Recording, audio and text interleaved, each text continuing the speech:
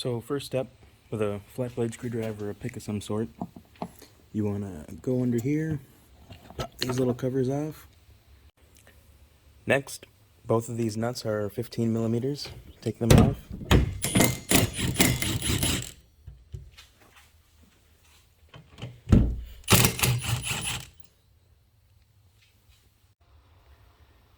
Next part will probably be easier with the hood down.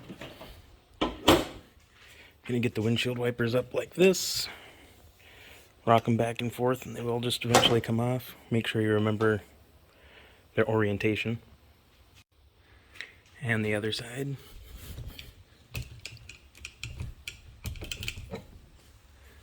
There you go. Now everybody has their own way of doing things as far as organization goes, but I like to put everything as far as nuts and bolts, other fasteners, back where they came from. I'm going to put this nut back here. Put this one back under here. And these caps have a 12-point pattern and will actually fit right back on the nut. Now you won't lose it. Next we're going to take off all these little plastic clips. They have a little Phillips head on them. Sometimes they come loose, sometimes they don't.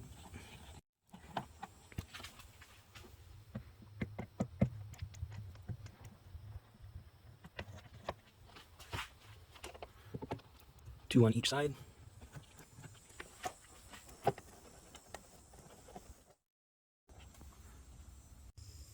And then 4 10mm bolts. One on this end, 2 in the middle,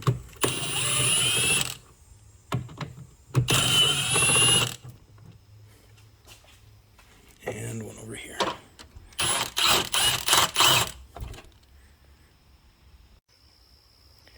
Now there's these 2 little plastic clip pieces. Fold the one over, one on each side obviously. They're just held in by little plastic tabs. Then one on each side. You need to pop these trim pieces out. As you can see, just one of these clips. They're not the easiest to get out, but if you start with one side, or do it that way, then this cowl piece should just come right off. Open over those bolts. Next, we'll get these 8mm bolts out to be able to take out the window wiper assembly. One over there, one over here.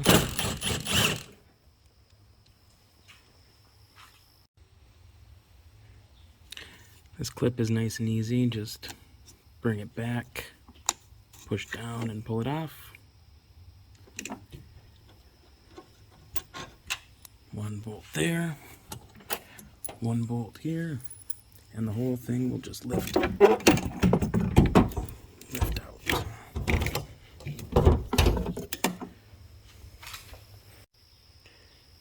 Now I'm of course going to put this hardware back where I found it, so there's no looking for it later or wondering what bolt went where.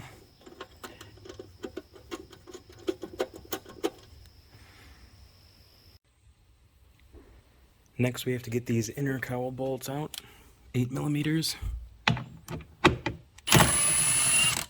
1, 2, one in there, 3, 4,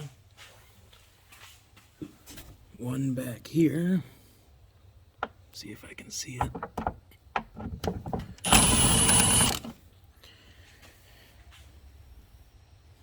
One more here. That's 6 total bolts, and this is a 2-piece liner in here. Should come right out.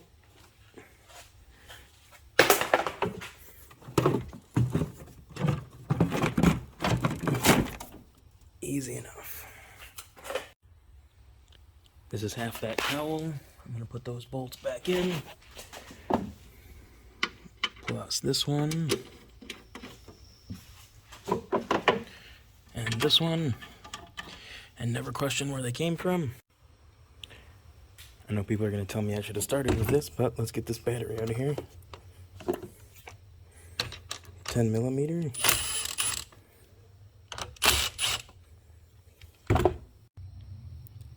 And then this cleverly designed hold down bolt. 8 millimeters, and it comes right out. Only after that battery is disconnected, we're going to undo the computer here. You don't want any power going to it when you're doing this. Easy enough to take these clips off. Done. And I don't know if you have to, but I am going to take this out momentarily because there is a bolt behind it to get a piece of that cowl out. These clips that are holding the harness in place, they just go over the top of these screws. So they don't come off by themselves, but all you do is just push on the sides and they'll slip right off. 10 millimeters.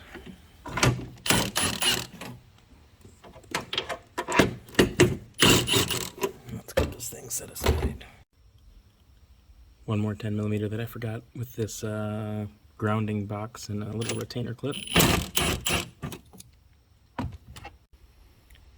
Now with that computer moved to the side, we're going to get this liner out. 10 millimeter bolts again. The one behind the computer.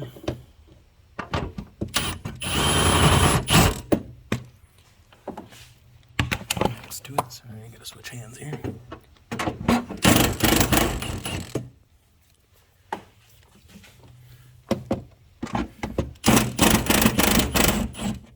There's one up here.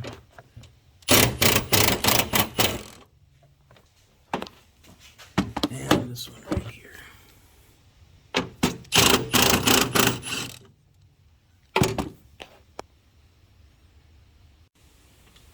Sorry I missed too. The bracket that goes there to that little piece there, and then same on the other side, there and there.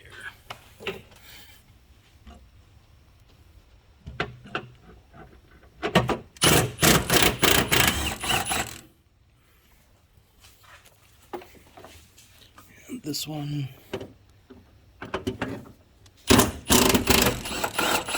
All right. Now this is ready to come out. We're going to get this off, put it somewhere where you're going to see it, remember it when you're going back together. Over to this side, and right here we gotta get this little piece off, just pull it off. Same with this over here, just work it off. Then reach back behind here and try to break that little bit of a seal it has. Pull it up. Same on this side, seal's already broken, pull it up, and that should be ready to come out. Yeah, there we go. And as you can see now, we have plenty more room to get the rest of this motor apart. And when we come to pull it out, it's going to be a lot easier. Same if you were just servicing something like the brake booster or master cylinder on this. Makes it a lot easier to get access, but we're pulling the motor. If you take a little bit of extra time to put the bolts back where they came from when you're taking it apart, you're not going to forget anything going back together. Next person who works on it is never going to question what you did. Just a overall good thing to do. Not going to waste your time showing you screwing them all in, but all of those bolts go back where they came from.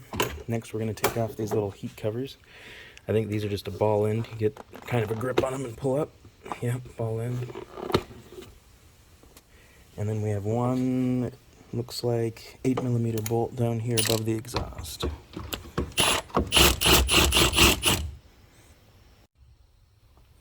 And we've made it to motor. So next part, we'll set these two ball pieces aside. There's one of these little things holding this over here. This one wouldn't come loose, so I just pulled it off.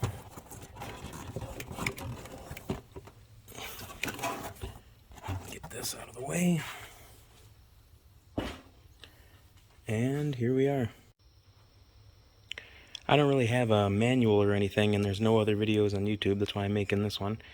But next I'm going to focus on this, and the only order I'm going in is what's in my way. So, not exactly seeing how this sensor comes off, but assuming it's like the rest of them. Pull that part back, push down and take it off. I'm going to come around here, loosen this clamp up. Go easy on the clamps if you're going to use an impact. Now I'm going to go up here, go after this one. Might not be needed, but it's done. Then we're going to pull out this little piece. Make sure you remember to put that in when it's going back together, otherwise it's unmetered air going into the engine. Air box looks like it's just these two clips. Disconnect it from the throttle body. PCV, we'll disconnect that from the valve cover.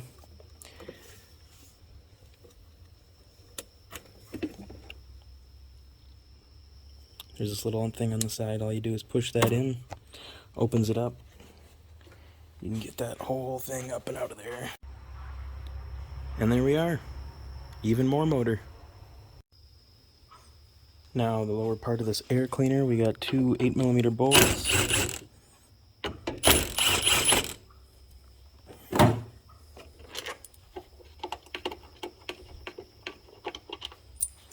And the bottom of it, hopefully they didn't put a fastener. Oh, it's usually one of those little ball ends again. So just don't pull too hard, just enough. Yeah, just a little ball end. Now we can even see some transmission. Alright, so next up you're going to want to drain the coolant if you haven't already done that already. I haven't, so that's what I'm going to do next.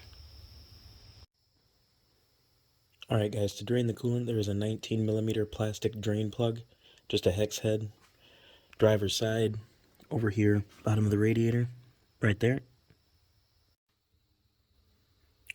I cracked it loose with the wrench and now I'm going to loosen it by hand.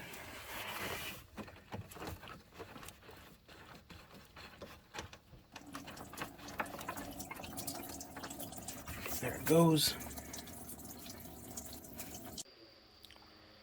Now I'm going to get these coolant hoses off. As you can see, we got a clamp here, one down there, and one over here.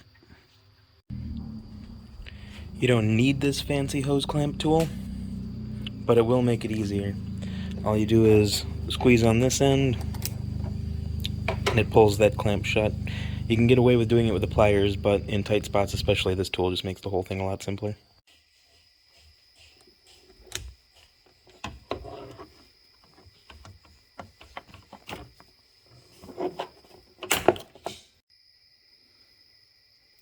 And if they don't come down over the barb fitting, just push them up. Hose will come off either way. And after years of heating up and cooling down, these hoses don't exactly want to come off. So you want to grab a channel locks and just twist. Try to break that seal.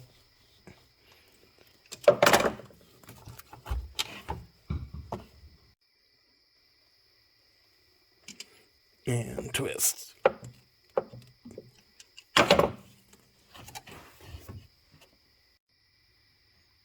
These style clamps are nice because they apply a lot of pressure. And when you close them, if you can squeeze this tab to go under here, then they'll lock open. Which is what we have to do over here to get this upper hose off.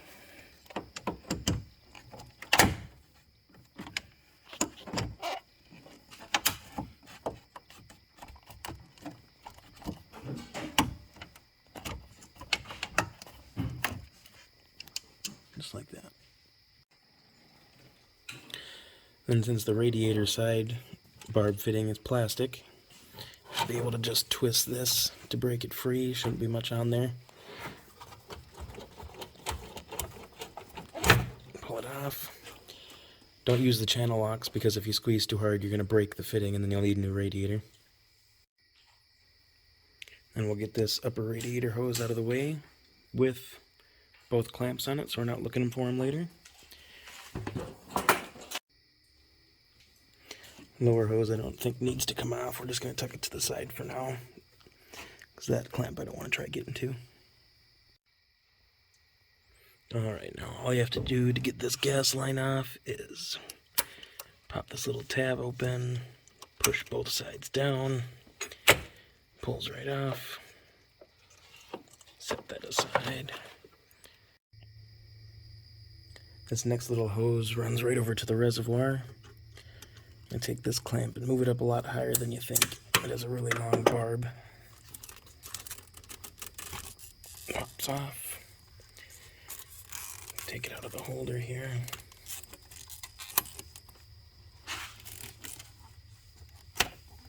And we'll tuck that away.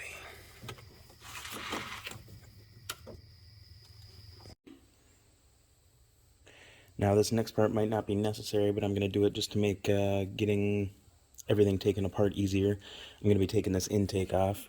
So I'm going to start by getting a lot of these harnesses out of the way. Stuff like this is just held in by these little clips. This harness just snakes around and goes down to some sensors in the AC over there, so it's not going to be the funnest thing you ever did, but if you just shake this back and forth, it'll eventually come out. It's got that same style, just push-in connector. Same over here, just wiggle it back and forth, eventually it will pop free. Take this little connector out for your evap. Don't pull too hard to break the wires, but just wiggle it back and forth, will come loose like the rest of them. And then these two vacuum lines got to get disconnected. One up here in the back.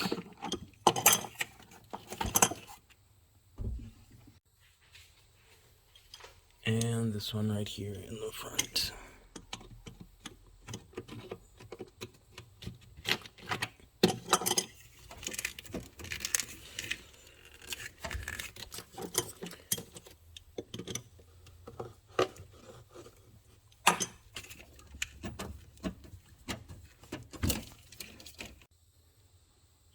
Now it looks like we got 6 or 7 8mm bolts.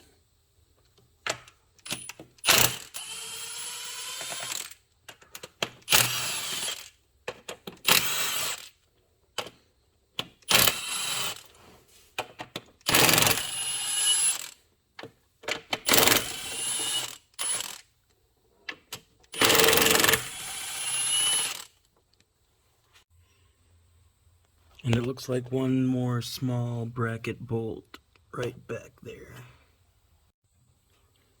And with a 6-inch extension and the 8mm socket on there, I'm going to loosen this one with hand tools. Just get it loose, and then I'm going to take it out with my fingers so it doesn't drop anywhere and I lose it. Enough room to get your hand back there, and here we go. And then this should just pop right up.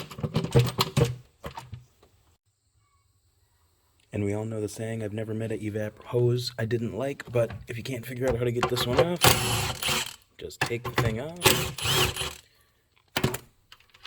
It's a little stiff, you don't want to be bending this to try to figure it out anyway, because then you're going to break it. Take it out of there, push it aside. Take out this throttle body connector since we're here.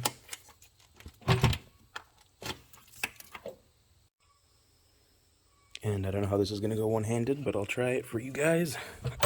Flip this thing up and out. And in my well-organized parts pile here, I'm going to put this bolt back where it came from. Alright, now I'm going to be trying to get more harness out of the way.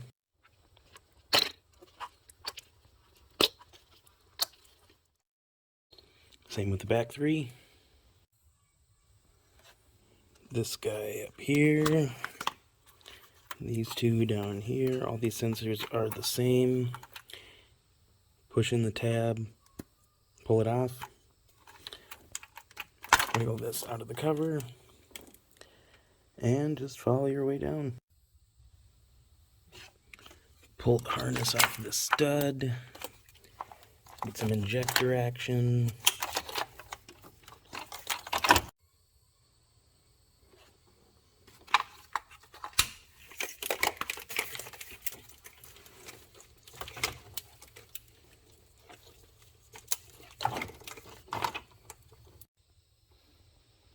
And this one's a little backwards. You're gonna push down this side and pull that side off. See if this thing just pops right out. Basically trying to get as much harness out of the way so that when we get the picker on this thing, you can just pick it right up around. Another one down here. If I can get my hand behind it.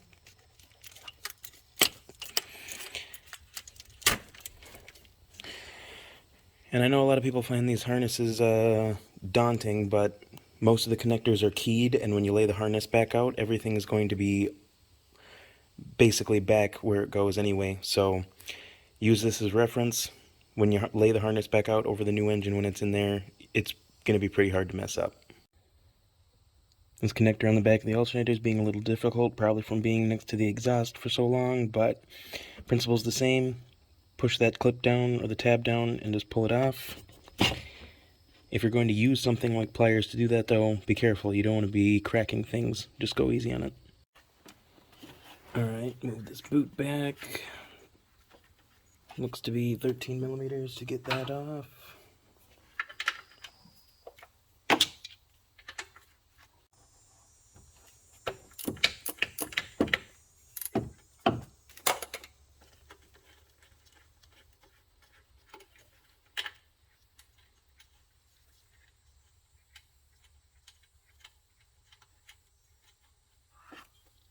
Okay.